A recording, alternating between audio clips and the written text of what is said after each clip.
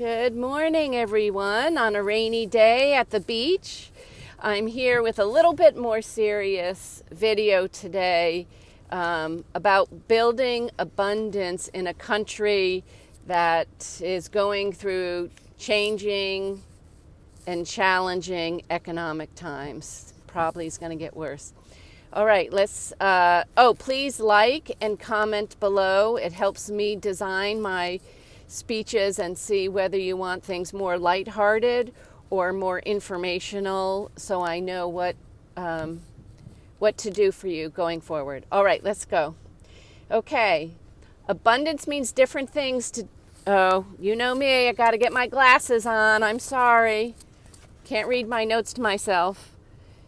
There we go. Abundance means different things to different people. I believe that having more money than you need and your family being able to generate the same with their skills, having kind, loving friends that can band together and support each other with each other's joys and in times of crisis is abundance. Finally, have peace of mind within yourself in your life. I think that, for me, describes a lot of what I think about. Okay, if you're not fulfilling your destination of abundance with your life, perhaps there are some goals you may want to strive for on your New Year's goals list. We're going to do mind maps, tomorrow or Monday at the latest. I'm going to organize that. Since I managed money, and some of you don't know this, but since I managed money for extremely high net worth customers while looking at working at one of the top firms in the United States, I will share with you some of my thoughts for those of you who are on a new journey to have more income than you need. Some of these steps may be easy for you to do, and yet others may be more challenging depending upon where you are in your journey for financial freedom. I will tell you, with a billionaire client and many others in the hundreds of millions of dollars, it's very interesting. It's different than the way people who are starting out on their journey for financial freedom interact with their money. Okay, number one, to get you to where you need to start, stop buying anything unnecessary. Most people have enough clothes without buying more for at least 2 years. Now, you may have to wear things over a couple of times or stitch a little something that came loose, but you can do it for 2 years without spending any more money on your clothes. Do you have kids that are growing? Do not buy new clothes. Buy secondhand clothes from a secondhand store or Poshmark. Poshmark, I notice, has a lot of clothes for sale that people must have gotten as presents or something, or they worked at the store and got a reduced rate. But they're new with tags even that are selling at 25 to 50% of what you would see at the store now. It's crazy. Okay, ask friends for what they are getting rid of or are going to throw out or have grown out of. Stop eating out at fast food and restaurants. Invite friends over for potluck dinner. Call it a get-together where everyone brings a dish that others like the most, along with a recipe that is not so that others can make the dish. I know all my I don't say they're all women because some of them are men, make fabulous stuff. So all my friends that are good cooks, which I don't qualify as a good cook, they love to share their recipes and talk about how they do things. So invite people over for that. Everybody loves to do that and share their wonderfulness. Let me turn off the windshield wipers. Okay. Women, have a swap party for all that makeup sitting in your drawer that's not the right color, or the wrong moisturizer for your skin, or shampoo for curly hair while your hair is straight, etc. Everybody opens things up once, try something on. Look at me, I need a better lipstick. try something on that's the wrong color, and into the drawer it goes. Well, if these are your close friends, you can share all those things. Okay, have a party, a swap party. Life does not have to stop just because you're not buying things. What about a party for swapping gifts you got but never used? The ideas are endless once you put your mind to it. Put your best ideas down in the comments below so we can all steal your ideas. All right. Number 2, you must pay off your debt. Currently, our country has so much debt, we are almost to the point that it's unsustainable. U.S. citizens are going to have to bear the brunt of this debt by having to pay more and more taxes. And the government will be printing more and more money so we can pay off our debt, and that will drive inflation up. I personally believe that a lot of the numbers that our current administration has given us over time are inaccurate, and a lot of the guys and gals in the investment industry don't pay enough attention to the revisions a month later that they do to say, no, those numbers were wrong. And it's very rare that the numbers that are wrong, if they're truly authentic, it's very rare that sometimes because sometimes they're usually up, sometimes they're down. They've been consistently across the board wrong in the wrong direction for the past few years. And if people don't know how to read those statistics and what's normal and usual, you're going to be sort of very shocked when the new administration comes in and doesn't lie about those things. So just keep that in your mind. Okay, the amount of goods you can buy with your dollars are becoming worth less money than what you could buy 3, 4, 5, 6 years ago. Meaning you can buy less and less per dollar as inflation continues to increase. And those inflation numbers, they used a different formula than historically what we've used. And my guess is that they're going to be marked to actual data. And so don't be surprised when you find out you've been in a recession for a while already. There is 2 ways to consider which debt must be paid off first. Method 1 is to pay off your highest interest rate debt first.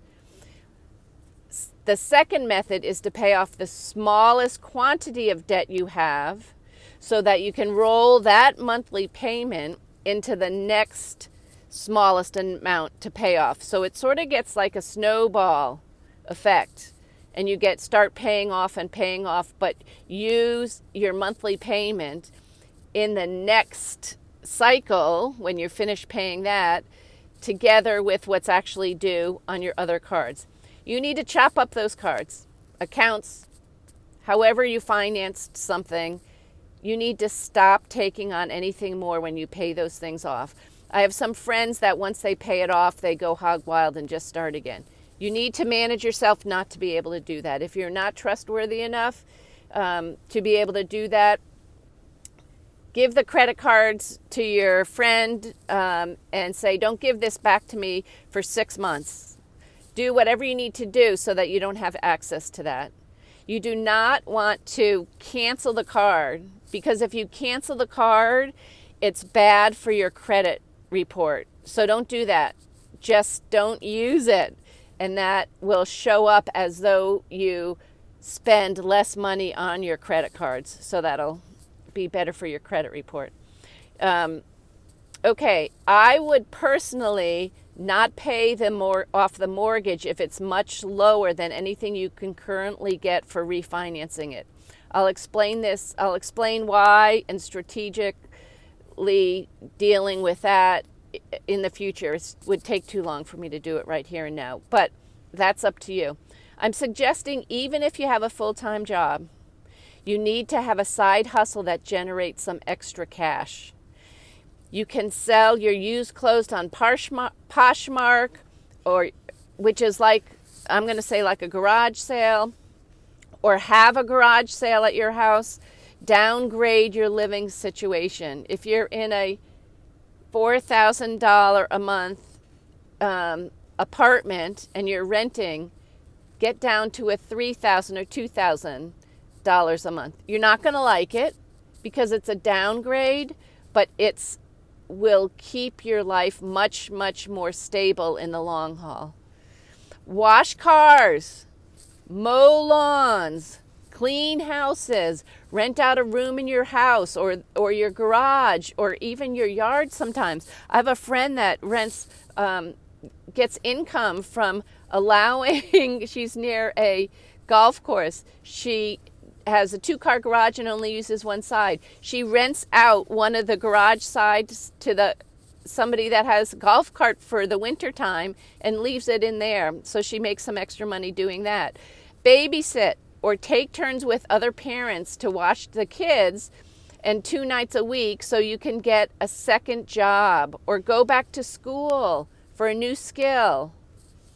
We even have down on Main Street here, we have a plumbing company that will pay for your education while you work for them so you can get more skills at night for your plumber, and then eventually working on your master plumber certificate. Start talking to people. Explain what you're looking to do, and you will figure this out. You will find something that you can do and to bring in a little extra money. And that hopefully will offset some of the inflation. But we're going to be going into a couple years, even since Trump is going to be doing cuts and all this other stuff. It's going to get worse before it gets better.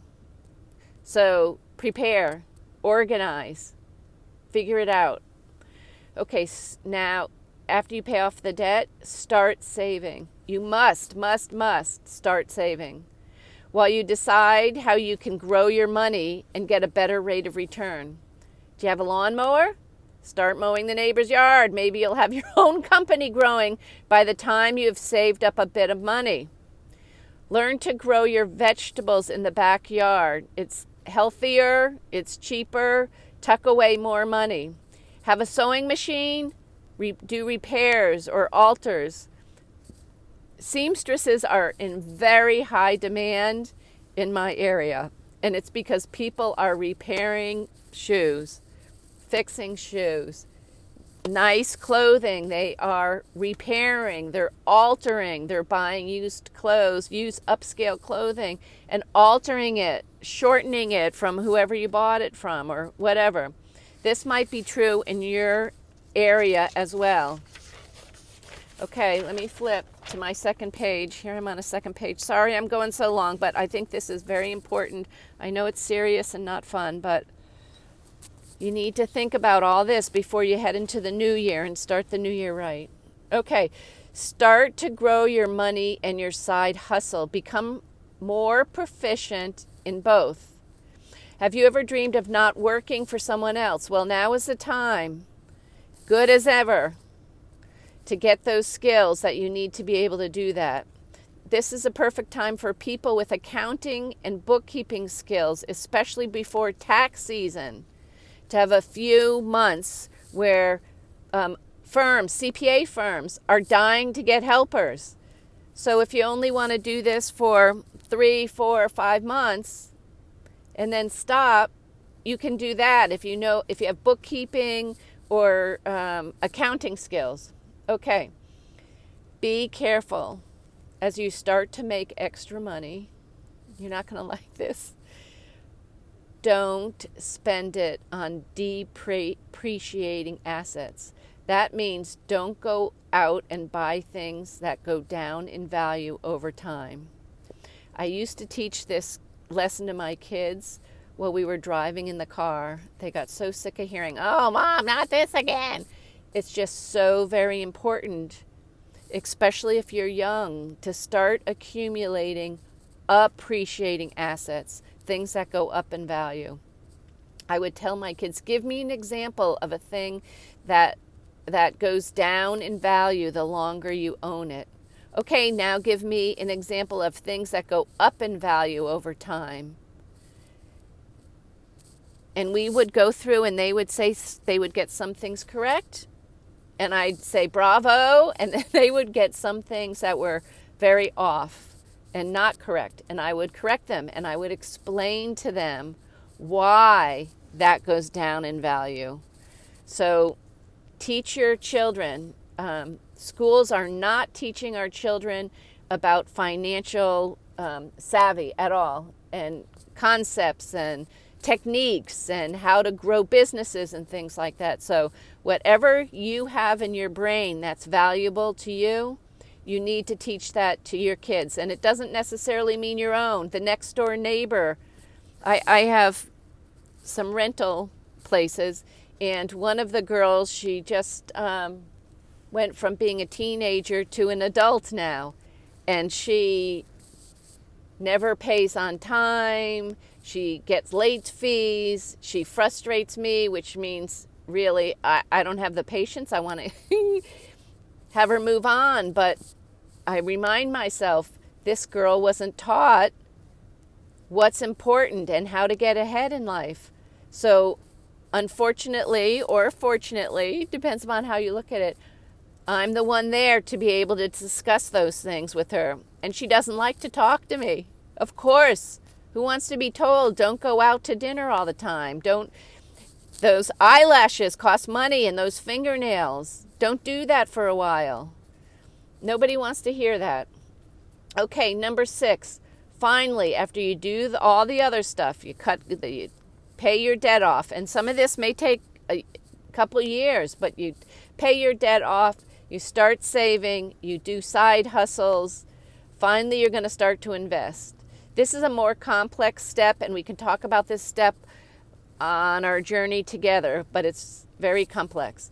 I will not disclose the firm I used to work for, but I would not trust 98% of the employees to manage my money, and neither should you. I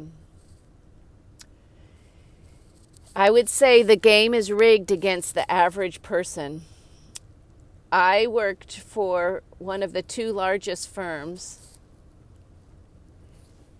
most successful firms in the United States, financial firms in the United States. Several of the guys I know have gone bankrupt. They were all show and no good financial plan. Don't be that person. Be careful who you trust. Trust and build your skills and learn yourself. Remember, fancy cars, huge homes, big diamonds don't mean those people are wealthy.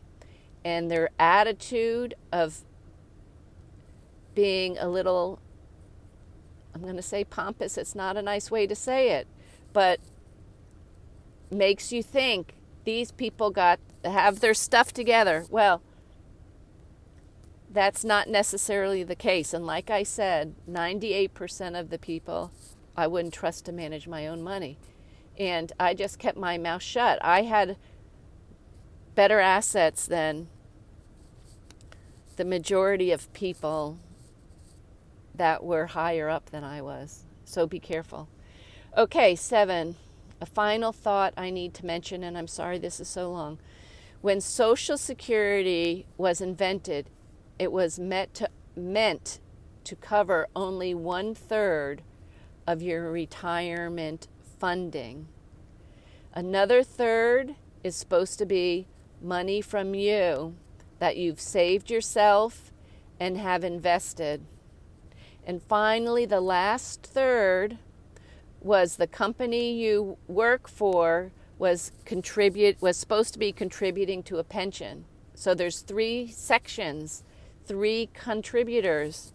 And unfortunately, right now in the United States, the majority of people don't know that. They are looking towards living off of Social Security, which is supposed to be 1/3 of what you live off of.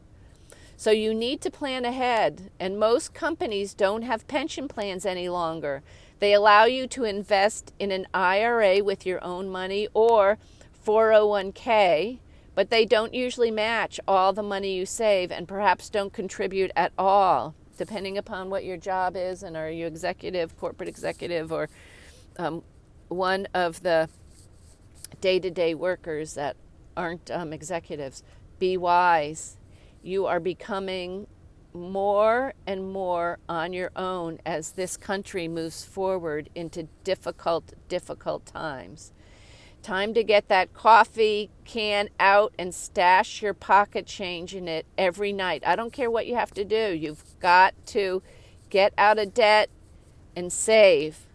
Maybe you do somebody's lawn and they give you $50. Save it or pay off debt. You've got to have a plan, and you've got to work that plan.